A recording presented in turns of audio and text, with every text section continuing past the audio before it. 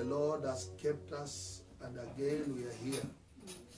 And we thank God so much for you watching. And we believe, Yakwamba, this is going to be an awesome morning. In the book of 1 Chronicles, chapter 1, verse 4, chapter 4, verse 9, there is a story ambayo imeandikwa kwa only 2 verses of the Bible ya mtu anaitwa Jabez. And the Bible says Jabez was more honorable than his brothers. Jabez was more honorable than his brothers. And his mother called his name Jabez, saying, because I bear him with sorrow. What do you know? What do you think about mtu ambaye ameitwa jina mbaya, ameitanishwa na sorrow? Maana leo nataka tuongee kuhusu the connection between prayer and the big names, connection between prayer and fame. Maana watu wengi sana hawawezi kuwa great kwa sababu mara nyingi watu wengi kufikiria labda when we pray, we are only praying for food, for daily sustenance, kwa shida za magonjwa, lakini kuna kitu maombi ufanya kwa jina la mtu. Na Bible inasema ya kwamba Jabez was more honorable than his brothers. But there is something about this guy. Even though he was honorable among his brothers, his mother called his name Jabez, saying, because I bear him with sorrow. Verse 10 inasema, and Jabez called on the God of Israel, saying, oh, that thou would bless me. That's very important. Blessing is a magnifier. Blessing ndio huwa ina magnify jina la mtu. Ndio inahakikisha ya kwamba, so aliambia God that you may bless me. That was the prayer. And enlarge my coast. Enlarge the area, the field of my influence. Kwa magnetism, wale mlisoma physics, kwa magnetism kuna kitu inaitwa magnetic field. Na magnetic field haitoshani kulingana na size ya magnet. Kuna watu chini ya jua wako na ushawishi kwa watu wachache sana. Wengine wako na ushawishi kwa ndugu mmoja wao. Wengine wako na ushawishi kwa jamii moja ya watu 5. Wengine wako na ushawishi kwa jamii ya watu 20. Wengine wako na ushawishi kwa majirani 10. It depends with how influential you are. But Jabez discover ya kwamba even though he's honorable, more honorable than his brothers, he prayed, he called on God, saying that thou would bless me indeed, and enlarge my coast, and thy hand might be with me, and thou would keep me from evil, that that it may not grieve me, and grant unto him that which I request. This was what was written about Jabez. Jabez hakuombea city. Jabez hakufanya intercessory ya kuchange area. Jabez aliomba God increase his influence. Na leo nataka kukuingisha katika prayer this morning. You pray, God, bless me with influence. Lift up your voice 1 minute. Pray, oh my Father, in the name of Jesus. Bless me with influence. In the name of Jesus. Lift up your voice, a few people that are here. Let us call on the God of heaven. Jabez called on the God of heaven that you would bless me, that you would bless me, that you will bless me and expand my boundaries and expand my territories. Lord, you can make somebody influential. In the name of Jesus, I release the enlargement. In the mighty name of Jesus, may the Lord enlarge your coast. Mungu apanue mipaka yako katika jina la Yesu, katika jina la Yesu, katika jina la Yesu. In the name of Jesus, may the Lord enlarge your coast. In the mighty name of Jesus. Shalabalanda labasika, reke satoria labalanda. I declare in your life, katika jina la Yesu, Mungu apanue mipaka yako. apanue mipaka yako. May the Lord enlarge your coast. In the name of Jesus. Last time nilikueleza ya kwamba on Friday, ya kwamba God aliniambia niende prayer mountain for 21 days just to pray for my name. I wondered, why pray for my name? But I came to discover ya kwamba kuna ile jina uliwekelewa ukizaliwa. Na some of us hayo majina yanatamka laana juu ya maisha yetu. Some of us yale majina yanaongea njaa, yanaongea magonjwa, yanaongea shida kama Jabez. Inabidi uingie katika mahali pa maombi. Na hata Yesu aligain influence by prayer. He did not just gain influence because he came from heaven. He gained influence by prayer. Anybody that wants to have influence on earth, lazima engage a supernatural gear. In the name of Jesus.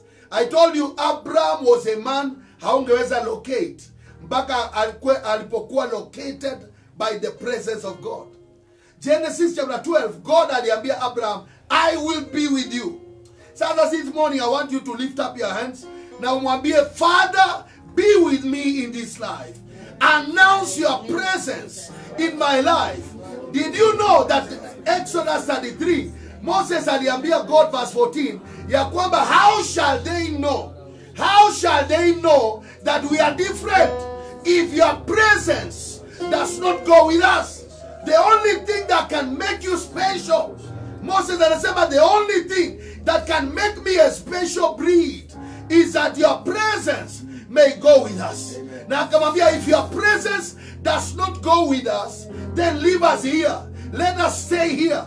Watu wengi sana, they want to look busy in life, thinking that by being busy you can make influence. No, I came to tell you, it is the presence of God entering into your life that announces your life. Si wale wenye ukoma nje walikuwa wenye ukoma nje ya town, wamefungiwa kwa city gate outside the city. But when God decided to increase their footsteps, all the Syrian soldiers ran away. They thought it was an army, but it was an army of 4 plus God. Today I want to declare over your life, may the Lord magnify your steps in the name of Jesus Christ. Lift up your voice for 1 minute and say, Father, in the name of Jesus, today magnify my steps with your presence. Go ahead and pray, praise him. Maseto kabaris, esina kora barenda, shata la bande rikazia, o saderia la balanda.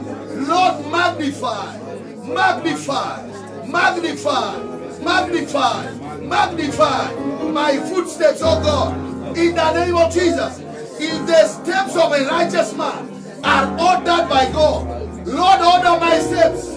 Lord, order my steps. Lord, order my steps. If the steps of a righteous man are ordered by God, Mashata Rabalanda, Zeta Ribakote Rialai, Rabazenta Rosakai, in the name of Jesus, I release your name. I release your name. I release your name. I release your name. I release your name. Hallelujah. Now tulianza kudiscuss kuhusu the connection between light and fame. Na tukasema ya kwamba when people pray, they activate the light of God. Wakati wanaomba na wanakaa kwa environment imejaa neno la Mungu, they begin to look different. Acts chapter 2 verse 42 inaongea vizuri, they continued in the apostles' doctrine. Waliendelea katika mafundisho ya mitume na wakadumu katika fellowship na katika prayer. Na Bible inasema everyone was filled with awe. Everyone, as they broke bread and as they continued in prayer, Bible inasema everyone was filled with awe. Now awe is a feeling of respect, of reverential fear, a feeling of reverential fear.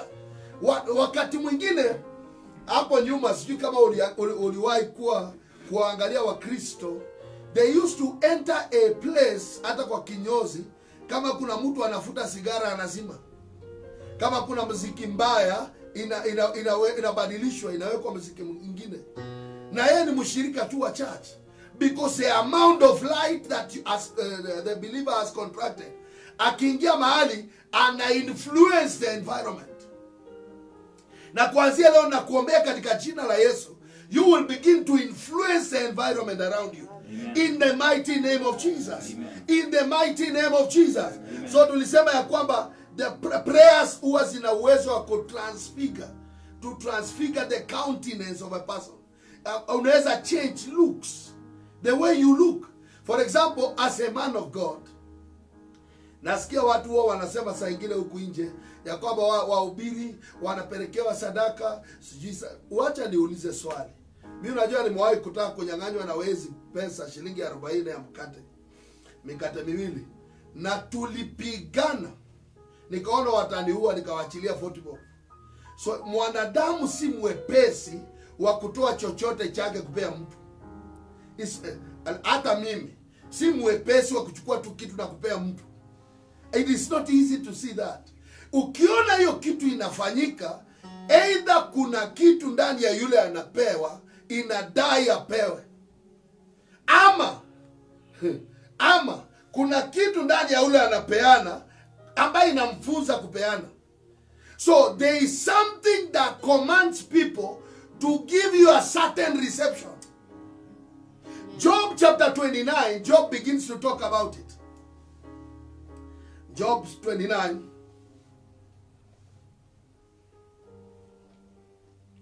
Job chapter 29. Verse number 2. Inasema, oh, that I were as in the months past, as in the days when God preserved me. Verse 3, I like verse 3. When his candle shined upon my head. That's what I like. When his candle shined upon my head, and when by his light I walked through darkness. Kwa hivyo hii dunia watu wanatembeaga, hii dunia imejaa giza.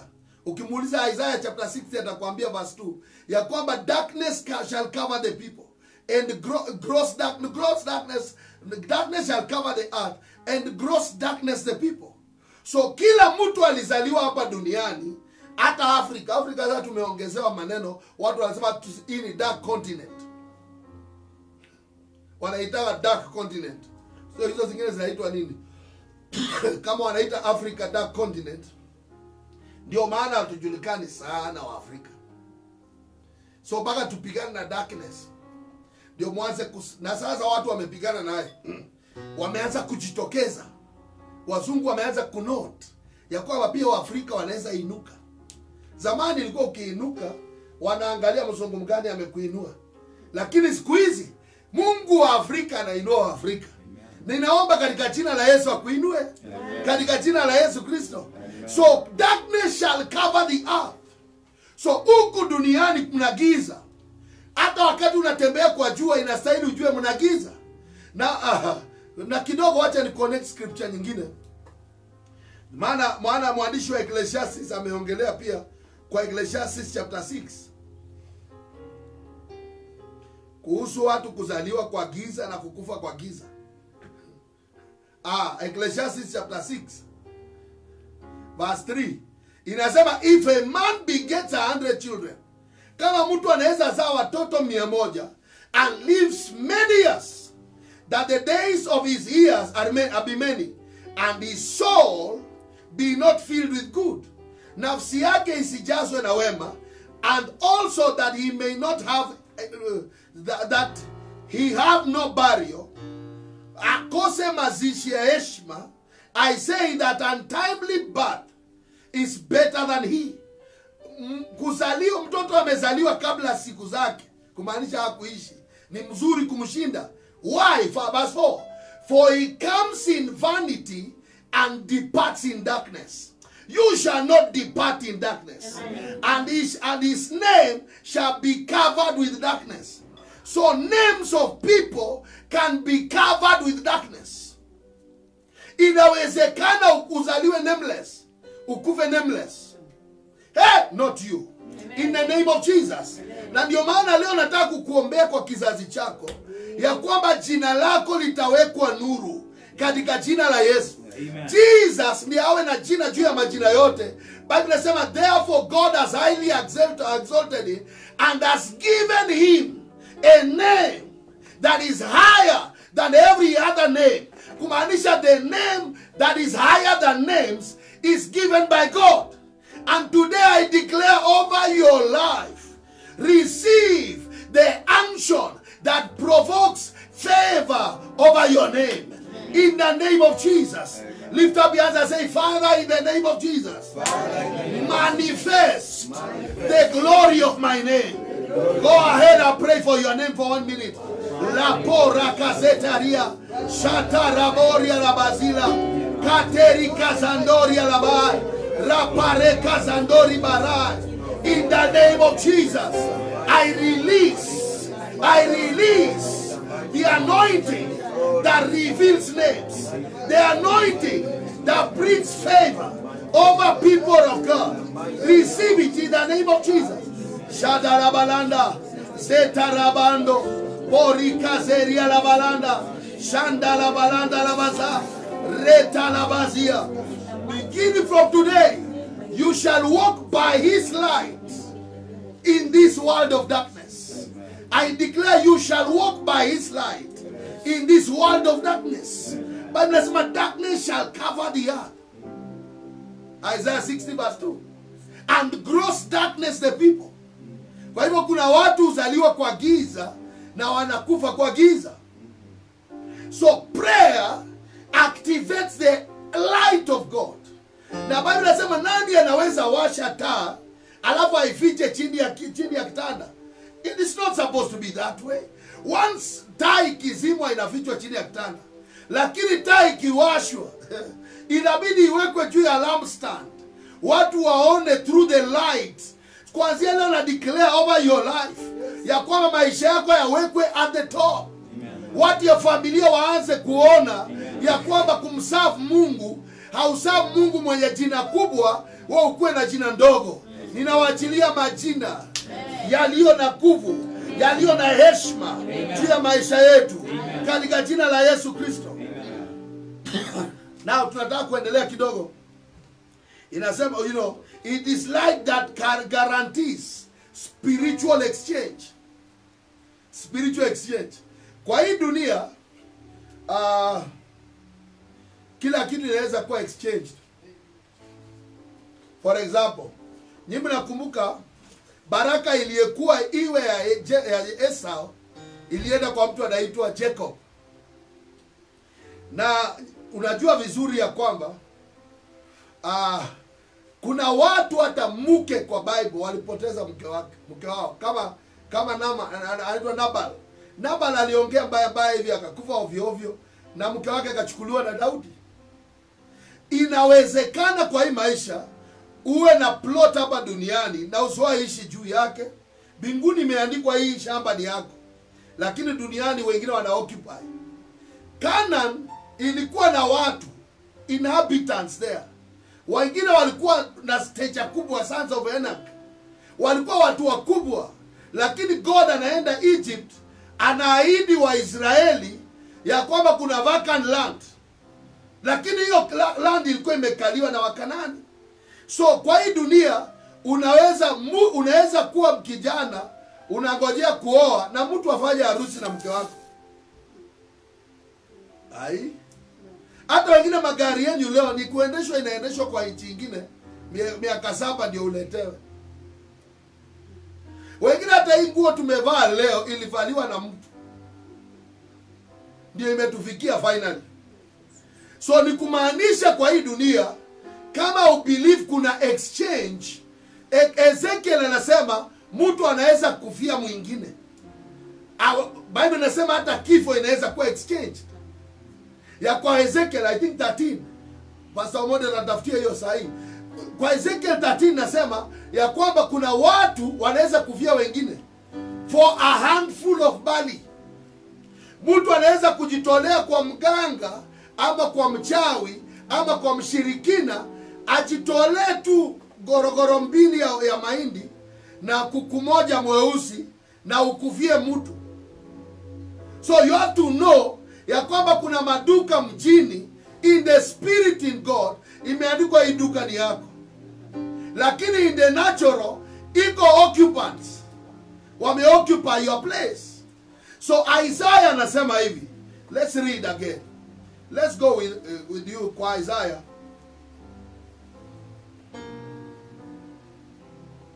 Isaiah chapter 60 verse 1. Arise, shine. Arise, shine. Kwa hivyo, arising is for the shining. Arise, shine, for thy light is come, and the glory of the Lord is risen upon thee. May the glory of the Lord be risen over your life. Inasema, for behold, the darkness shall cover the earth, and gross darkness the people. But the Lord shall arise upon thee, and his glory shall be seen upon thee. Verse number 3, very important. And the Gentiles shall come to thy light, and the kings to thy brightness of the rising. Alafu nasema, lift up thy eyes upon, around about, and see, all they gathered themselves together, they come to thee. Thy son shall come from far, and thy daughter shall be nursed at thy side. Verse number 5, thou shalt see they flow together, and thy heart shall fear and be enlarged, because of the abundance of the sea shall be converted unto thee. Converted to thee. The forces of the Gentile shall come unto thee, and multitudes of camels. Receive it in the name of Jesus. Amen. Multitude of camels shall cover thee, and dormitories of Midians of Ephah, and they shall and they from Sheba shall come, and shall bring gold and incense, and they shall shew forth the praises of the God. So every time your light goes up, gold locate you. Amen.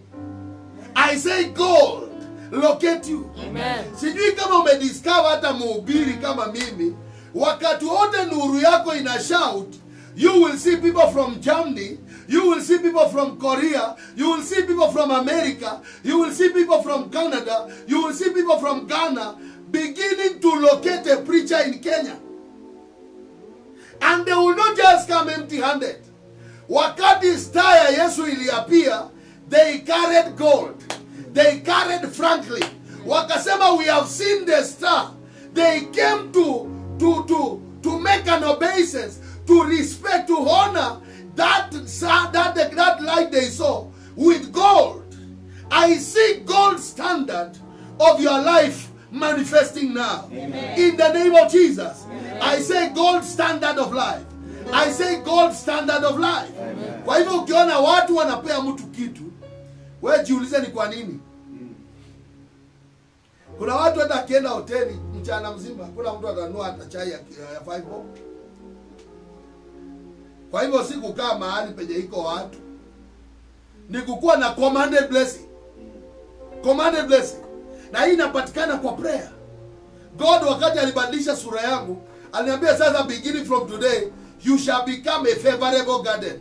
Na kila mtu anapenda kupanda kwa shamba zuri. Kuanzia leo ugeuke uwe shamba zuri. Amen. Watu waanze kukupatia resources. Amen. I'm saying people will begin to give you resources in the name of Jesus. Sijui kama mwaiona mtu kwa business amepata light ya Mungu, and then investors begin to run towards you. Gideri man, one day of light with his Gideri attracted goodies from all over. Amen. Kumbe light hit your life, light can manifest you, and the investors are all over, just waiting to see who is he that is glorified, that needs exchange by this time. May God make you an investment ground. Watu wataanza kukimbia to come to thy light. Bible inasema Gentiles shall come to thy light. So wakati watu wanaomba, watu wanaanza kukua, light iko na drawing effect. Ukitaka kujua what I'm saying is true, just wake up at night, ukiwa umewasha security light, and then you stand outside and watch what your bulb does to all the flying insects at night. Light has got a drawing effect. Every time. Unaona hata ukioa, inastahili ufunze mke wako nguo za kuvaa usiku ili apate attraction. Hapana inafika usiku amejiwekelea hema ya nyeusi. There is no attraction in black. That's why nguo za kulala zinakuwa na color fulani. Colors huwa zina attract favors. Amen. Na Mungu akitaka kukuinua, kuna kitu anakufanya kwa coloring. Your color begins to attract. Amen. That's why when Jacob alipenda mtu anaitwa Joseph, he made him a coat of many colors. And that coat became a point of contention. Kuanzia leo, may God in heaven give you a coat of many colors. Amen. In the name of Jesus. Amen. Receive a coat of many colors. Amen. I say receive a coat of many colors. Amen. I say receive a coat of many colors. Amen. It is not coincidental. Yesu anatoka kwa prayer mountain, Luke chapter 4 verse 1. Anatoka kwa prayer mountain 40 days and 40 nights fasting. Then verse 14 inasema he returned in the power of the Holy Spirit, and fame about him spread. Nimewahi kusikia Wakristo akisema, I don't want to be famous, I just want to be this simple guy. Wachana hiyo maneno. Our Master Jesus, Bible inasema ya kwamba fame about him spread. Fame about him. So Jesus akaanza kuwa crowd puller because there is something about him that was spreading. Leo natangaza katika jina la Yesu, may that thing that is supposed to manifest your family begin to manifest it right now. Amen. In the name of Jesus. Amen. May it begin to manifest your family right now. Na hata kwa family, mnaweza kuwa watoto 8, watoto 10, watoto 20, lakini unaona mmoja akiwa na nuru yenye imeshinda wengine, anaanza kuwa na jina yenye imeshinda wengine. Na unaona Joseph alipokuja alisema hivi kwa ndugu zake, nimeona nyota 11 zikiniinamia.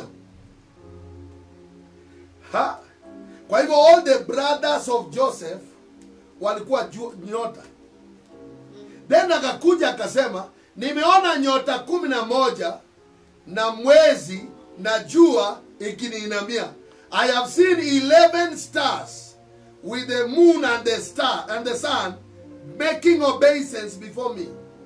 Baba yake mwenye jina kubwa anaitwa Jacob akasema, shall you indeed reign over me and your mother? Even kwa hivyo Jacob alijua he became a great man not because of hard working.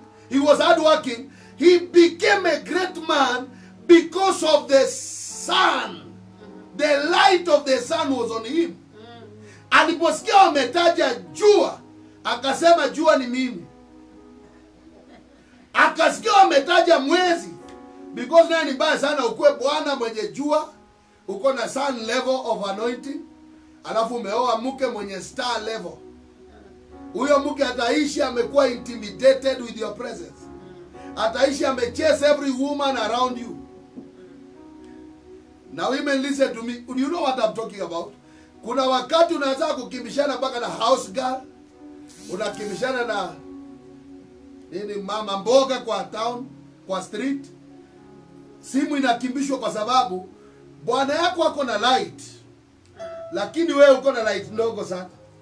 So una feel ukimwacha ataenda. So in your Syria marriage, Jacob alikuwa jua na mke wake alikuwa mwezi. Kumaanisha ni perfect match. Why? Because wale mlisoma science kidogo na mnajua mambo ya jua na mwezi, wanasema jua, mwezi huwa inatoa light kwa jua. Kuanzia leo nataka kukuombea katika jina la Yesu. Kama unataka kuraise jamii ya icons. So baba yake alishangaa.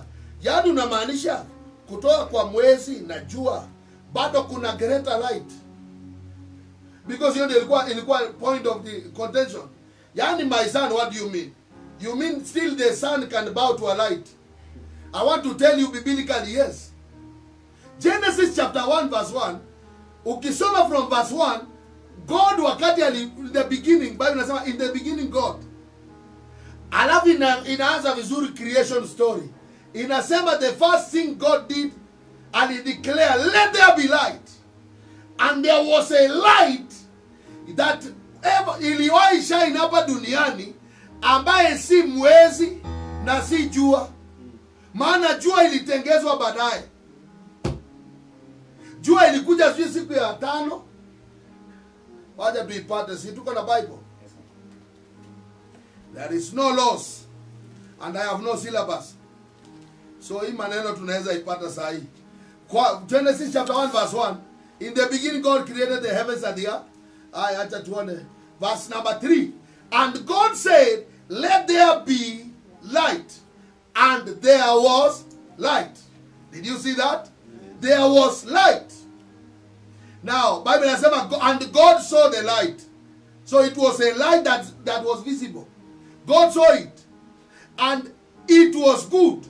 And God divided the light from the darkness. Alright, let's go. Where did the sun come now? Verse 16. Eh? And God made 2 great lights. So kumaanisha moon and the sun iliumbwa baadaye. There was a light that was greater and better that was created by his word that served the days in their creation. Before the sun came, there was light.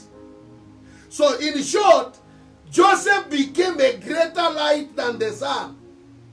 Kumaanisha kuanzia leo natanga wale mnataka kuwa president. Nataka kuambia taa ya president sio taa ya MCA.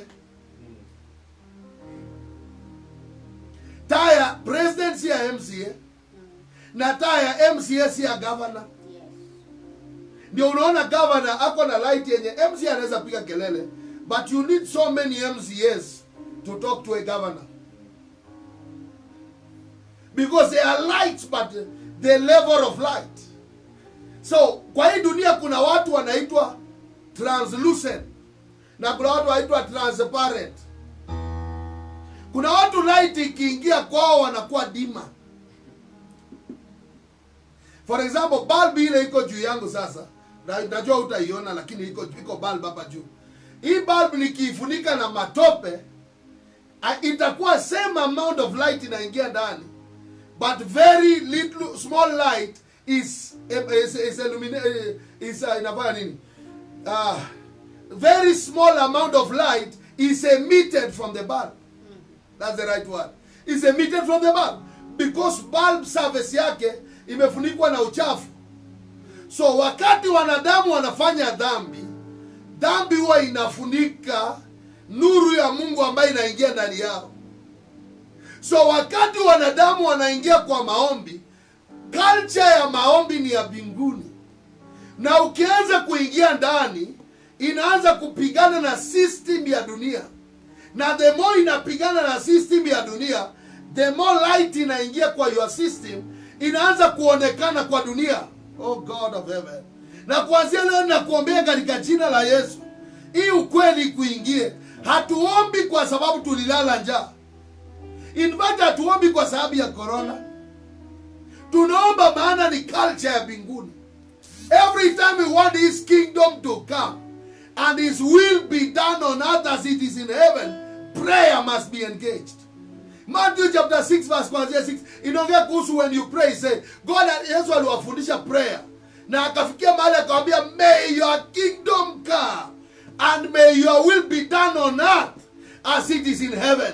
Wale mnataka kuachieve will ya God, kwa kiwango cha heaven here on earth, prayer must be prescribed. Prayer must be prescribed. It's a must. Daudi anasema every godly man must pray. Every godly man. Whether you are a king or a biologist or a scientist, every godly man, anybody that does not pray is not godly. Anybody that does not pray is not godly. Na nitakuja kuonyesha kwa second service the connection between prayer and the sensitivity of the supernatural. Kuna vile unaweza kuwa aware of the supernatural by prayer, na kuna watu hawako aware. Kuna watu kwa hii dunia hawako aware. Hawako aware kuna angels. Hawako aware of so many things because they are not prayerful. Na kuanzia leo na kuombea katika jina la Yesu, receive the appetite of prayer. Amen. I say receive the appetite of prayer. Amen. I say receive the appetite of prayer. Amen. So wakati kanisa inapigwa, 1 Samuel chapter 3 verse 3, kanisa ikipigwa, unasikia watu wanasema nyinyi mnapiga kelele, sijui nini, si kelele wanapiga. Kile kitu huwa wanapiga kwa kanisa ni light ya kanisa. Kwa kila temple kulikuwa na lamp stand. Na hiyo lamp stand ilikuwa na 2 candles. Na hizi candles zimekuja ku represent as 7 spirits of God. So kwa kila nyumba ya Mungu kulikuwa na kitu ya kulight, wanawash, na ilikuwa moto ya madhabahu, haitakani kuzima. So kwa siku za Eli, kitu kilizimwa cha kwanza ndio jamii ya kuhani ipigwe, ants down. 1 Samuel chapter 3 verse 3 inasema in those days the lamp of God, taa ya Mungu, went off. So kanisa yote ambaye taa imezima, hiyo kanisa ni ile itapigwa na itamalizwa na hawatajua.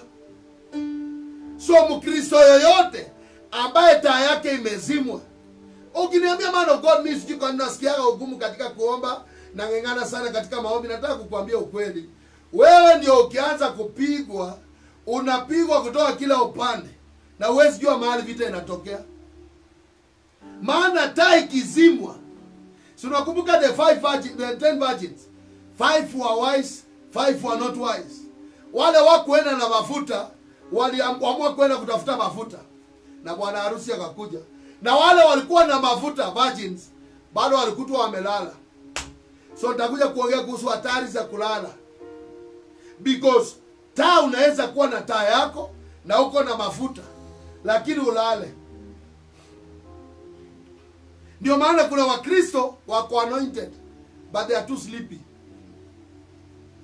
So hao pia kwa hii dunia wataenda hasara gani? So ningependa kufunza maombi kidogo.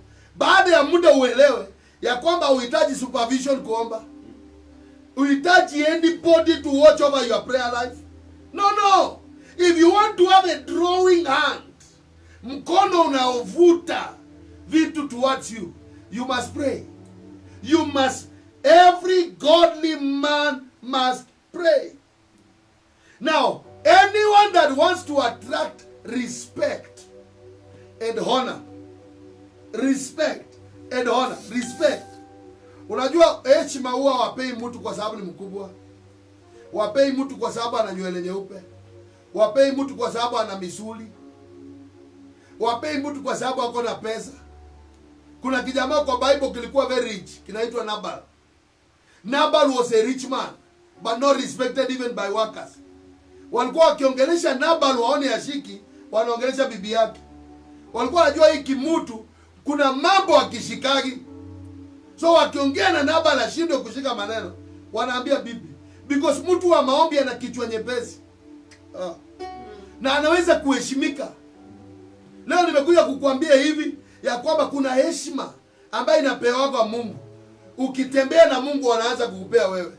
Yesu siku moja watu walitandika shuka na makindu kwa barabara, akipita na farasi wakimuimbia hosana. Watu wakawa offended na hiyo heshima, wakaongea na Yesu, Yesu akawaambia leo wangefanya hivi, hii mawe ingefanya hivi. Kumaanisha mtu mwenye Mungu ametaka aheshimiwe. Wanadamu wasipomheshimu, nature itamheshimu.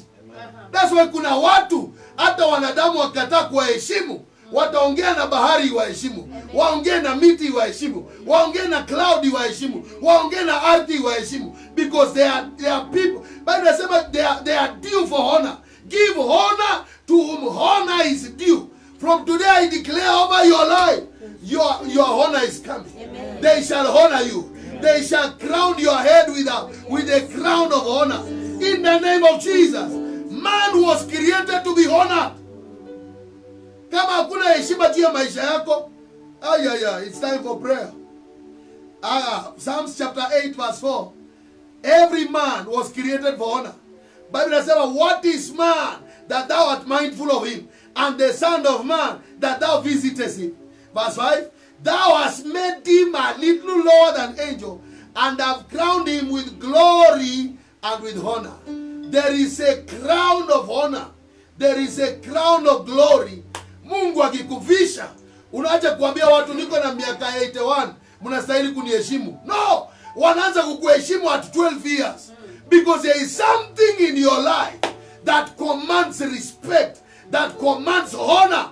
I declare over your life, carry this thing that commands respect. Amen. I say carry these things that command respect.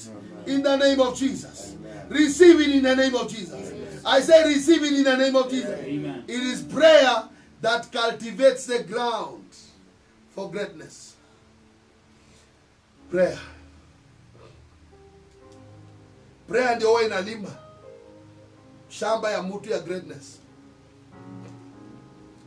Now, ukisoma my Bible, Mark chapter 4, inaongea kuhusu mpanzi alipanda mbegu njema. Na Yesu anasema mpanzi hapa. Mpanzi hapa. Ana explain mpanzi ni nani. Mbegu hapa ni neno la Mungu. Ana explain mbegu ni nani. Ni nini? Alafu anasema wengine walikuwa kama barabara. Wengine wakawa ni kama mwamba. Na wengine wakawa ni kama mchanga wenye rotuba lakini una miba. Na wengine wakawa ni mshamba iliyolimwa vizuri. So neno la Mungu linapokuja, kile kinaandaa mazao. How many of you know that the ground can kill the seed? How many of you know that the potential of a seed to produce can be hampered, can be destroyed by the ground? How many of you know that God can speak greatness to you and you still become small because your ground is not prepared?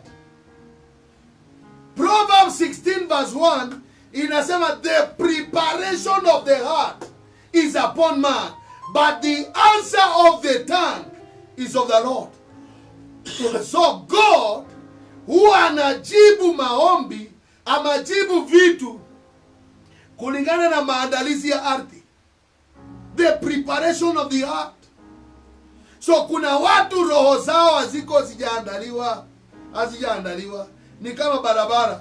Wakipandwa mbegu kama sasa na ubiri, ndege ya Mungu inaanguka kwa roho zao. Program yenye wataona next inangoa mbegu. Wakipandwa mbegu ya Mungu vile naongea sasa, wakitoka nje, mtu mmoja jirani amuongeleshe vibaya, kukwaswa kunangoa mbegu ya Mungu. Maana hawajajiandaa. Ndio unaona mtu wa maombi akasiriki sana. Ndio unaona watu ya maombi wanaaminika na watu. Ukiona mhubiri anafuatwa na watu 20, fuata yeye kwa prayer closet. Ako na maombi anaomba. Kuhandle wanadamu si rahisi. Saa ingine huwa naona watu wanatukana president, wanatukana former prime minister, wanatukana.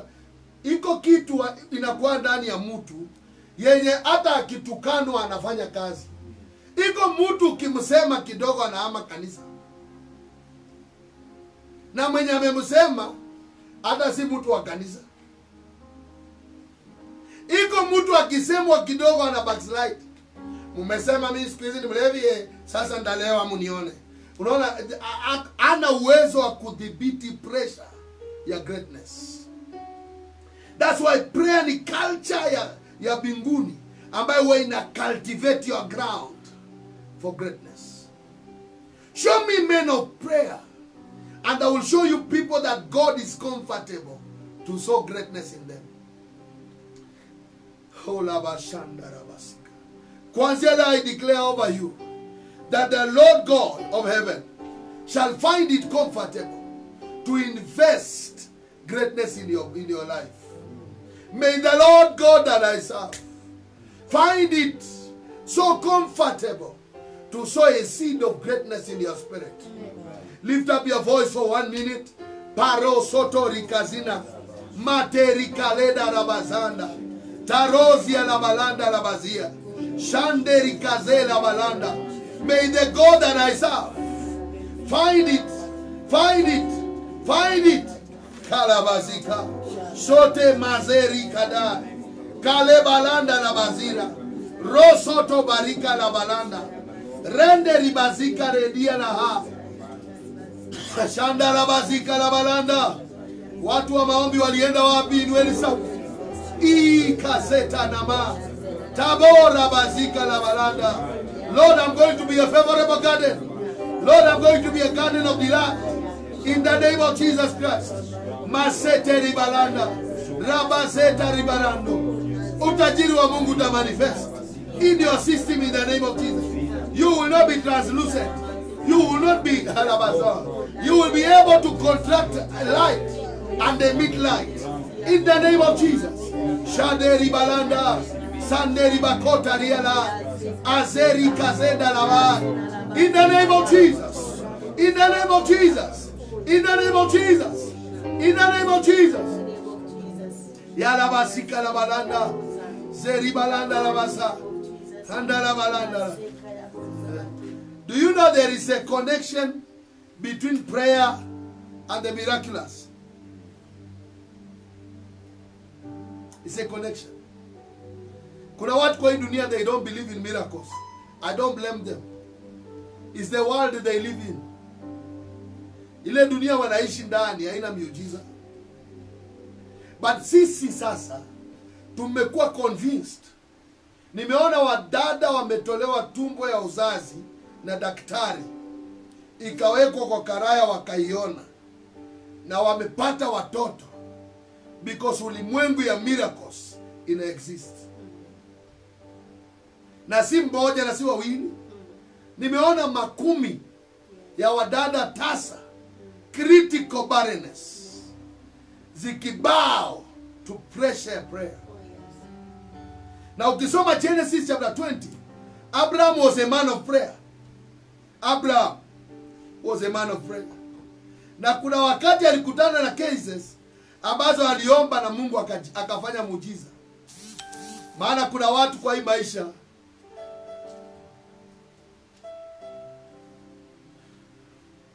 Abraham was a man of prayer.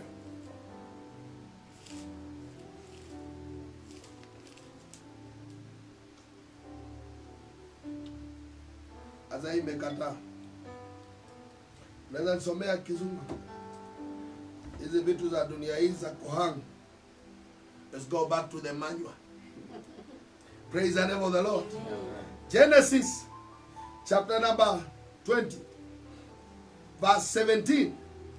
So Abraham prayed unto God, and God healed Abimelech and his wife and his maidservants, and they bare children. And the Lord had first closed up all the womb of the house of Abimelech, because Sarah's Abraham's wife. Wakati Abimelech alichukua mke wa Abraham, God akasema hata house girls wote watakuwa kama wanaume kwa hii boma. Hakuna mtu ataconceive. Hakuna. So wakati Abraham alikuwa anarudishiwa mke, aliambiwa Abimelech arudishe na sadaka, Abraham amuombe. This was a man of prayer. Na Biblia inasema alipoombea Abimelech, Abimelech, mke wa Abimelech akafunguliwa tumbo, akaanza kuzaa. Prayer has a way of closing heavens and opening heavens. Prayer can manipulate the supernatural. Yes. I want to tell you the truth. Ya kwamba man is a spirit. He has a soul, and together they live in the body. So wakati mambo yameshinda mwili ya mwanadamu, yanaweza shughulikiwa na nafsi yake, na yakishinda nafsi yanaweza shughulikiwa na roho. Na wakati mwingine watu wakipenyeza kama sasa kwa ulimwengu wa roho, tunaweza kushukisha majibu. Oh man of God, where are pastors? Hoi mambo ya corona, wahubiri walienda, tuko.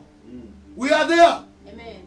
Oh man of God, why are you not talking about? We have not been given a chance. We believe in the supernatural. Amen. It works. God heals. Amen. God does miracles. Yes. Miracles exist. Believe you me, they exist. Yes. Na hata wakati watatafuta dawa wapate, dawa bado ni miracle. Yes. Why? Because dawa ita-inject miracle by natural means. Amen. Because daktari wote wanasema we treat, but who heals? God. It's God. So the fact that watatibu na mtu apone does not mean ya kwamba hawajatumia spirituality kuheal. Watatibu na natural means, but this healing will be divine. Whenever people pray, they provoke the miraculous. Yes. Na Bible inasema kwa Acts chapter 4 verse 30 ya kwamba when they began to pray, the place where they were was shaken. Prayer can shake places. Prayer can shake the divine. I'm seeing supernatural things happening. You shall be overtaken by the suddenness of heaven. So nakumbuka the disciples wa Yesu, they were all in one accord, in one place, in Acts chapter 2 verse 1. And suddenly there came a rushing mighty wind, and they were all filled with the Holy Spirit, and they began to do strange things. I want to tell you, people like Peter, shadows kwa Peter, shadow ya Peter kwa Acts chapter 5 could heal the sick. People like Paul, Acts chapter 19 verse 11, the handkerchiefs were brought from the body of Paul, and they went out to heal the sick and cast out demons. The supernatural can be, oh Kalabasa, can be activated by prayer. Show me a ministry that enjoys the supernatural. I will show you a ministry that prays. Show me a believer that cannot be explained. These signs shall follow them that believe. You have to believe in whatever he said. He said pray, pray. He said give, give. Whatever you believe God said, that one actualizes a miracle. I'm seeing miracles happening. I'm seeing miracles happening. Amen. I'm seeing miracle doors. Amen. Wengine sahi, economically you're not doing well. Yeah. You need a miracle. Amen. He, the same God ambaye aliweka pesa kwa mdomo ya samaki, is a God we serve. Amen. I say that God has provided Jonah a fish. Amen. He's still providing things. Yes. God has a way of escape. I declare over the just, receive the way of escape. Parosoto kidahande, de barakanta labazia, shata labalanda labazia, shalabalanda labazia. Take it a little higher. Sete da kosotia, parede libazinda handa labaza, shanda labalando, iya labalanda labazia. Worship him, worship him, worship him, worship him. Make it a little louder. Iya labalanda. Take the volume a little bit higher. Say labalanda labazia. Worship him, worship him, worship him. Shalabalande, Seribalanda labaza, Shalabalanda labaza, Shalabalanda labaza, Yelebalanda labazia. Yes, all things are possible. Olabalande lebazia, Shalabalanda labaza, Rebalanda labaza, Iyalabalande. Hey, the miraculous can be provoked by prayer. Go ahead and pray. He has a way out. He has a way out. He has a way out. He has a way out. The miraculous can be provoked by prayer. He has a way out. Shatata. Topara Kades. Imaseria Lama. Shabare Kazina. Labaranda Lababo. Kotori Kazina. Yenderi Balanda. Shalabalanda Labaza. Mighty warrior. You're great in battle. Jehovah is your name. Malakose. You mighty warrior. You're great in battle. Jehovah is your name. Oh, you are mighty warrior. You're great in battle. Jehovah is your name. Mighty warrior. Mighty warrior. Great in battle. Jehovah. Asata la balanda. We call you by your name, mighty warrior. Mighty warrior. We declare your name. Your great battle. Jehovah is. Oh yeah, yeah. Mighty warrior.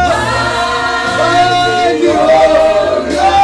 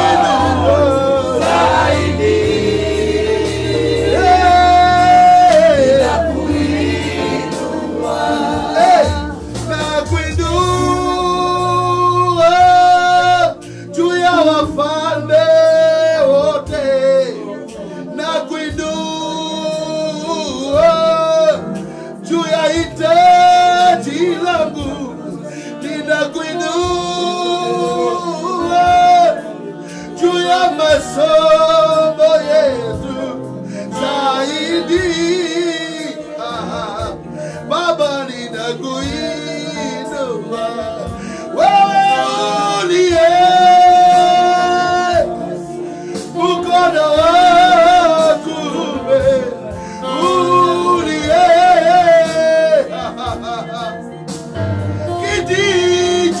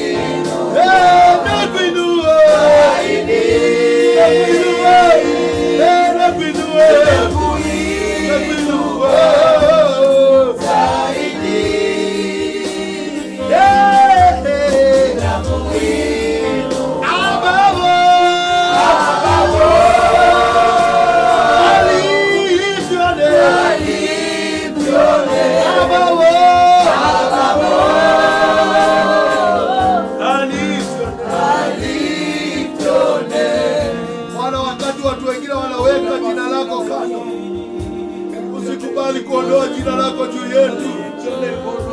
Usikubali kuondoa uwezo wako juu yetu. Bwana, tunakuinulia sauti yetu wakati mgumu kama huu. Usikubali kuondokea jamii zetu. Kaya la balando, nema seta la banda, tebarika zeri ya balanda, mashata la bambalezia, masateri balanda la bazia. You are the God that we love. Our only God, our only God, our only God, our only God, our only God, our only God. Yeah. Shata la bazika, shata la bababa, tebarika la bababa, tebarika shata la bababa, sika la bababa. Others take pride in so many things. We have you, O God, as our hiding place, our only God. Our God,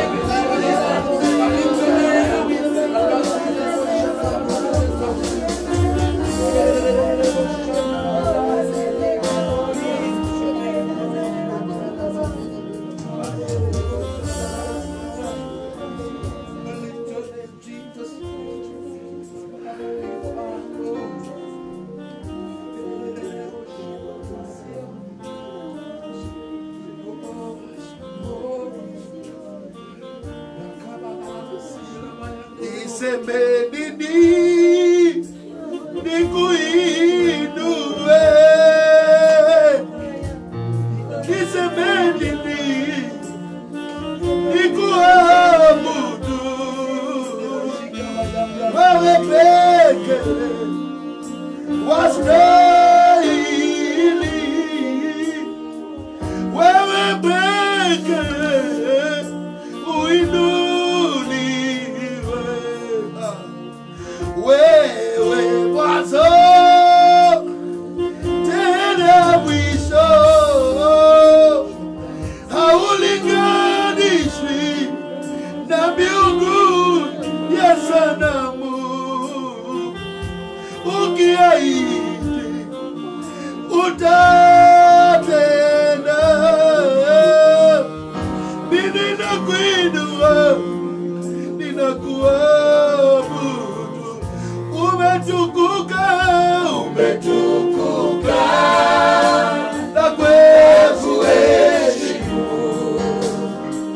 hakuna mwingine kama wewe. Wewe Mungu Baba yangu, nakuinua,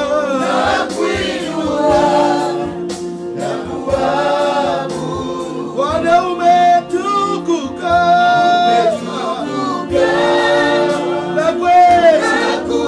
nakuheshimu, hakuna mwingine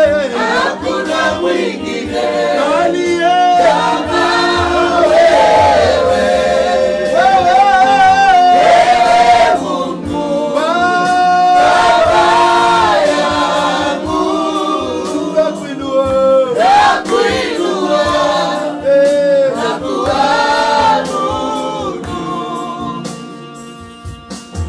wewe mwanzo tena mwisho,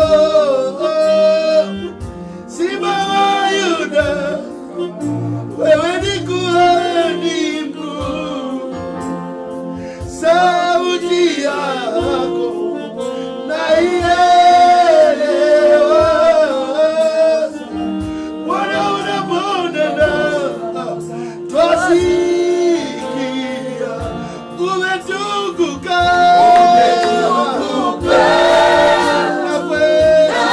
nakuheshimu, hakuna mwingine aliye kama wewe. Wewe Mungu Baba yangu, nakuinua,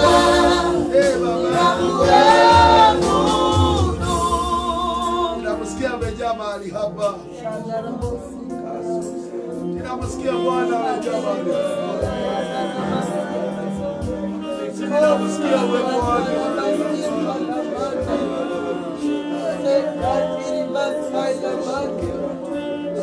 Ninamsikia mahali hapa. Ay, ay, ay, ay, ay. Bala, bala, nderi, bala, bala. Ayala, bala, nderi, baba, seta. Egoko, monene waite egoko, nedera igwamba kinya, mama guru make. Egoko, monene waite egoko, monene waite egoko. Egoko, na egoko, monene waite egoko, nedera igwa makinya, mama guru make. Egoko, monene waite egoko, monene waite egoko. Thank you, Father. We are going to have another live service. Another live service. At exactly saa tano na 30, 11:30, we're going to have our second service. I kindly invite you to our second service. You are there, you want to support, you want to give to God, you want to support this ministry. You can send your contribution, your support there. You want to help us reach somebody with food, you can send it there. We are going to buy people food also. And I believe God is going to bless you. And God is going to increase you. May the Lord bless you. Wait for our next service, exactly 11:30. God bless you so much. Amen.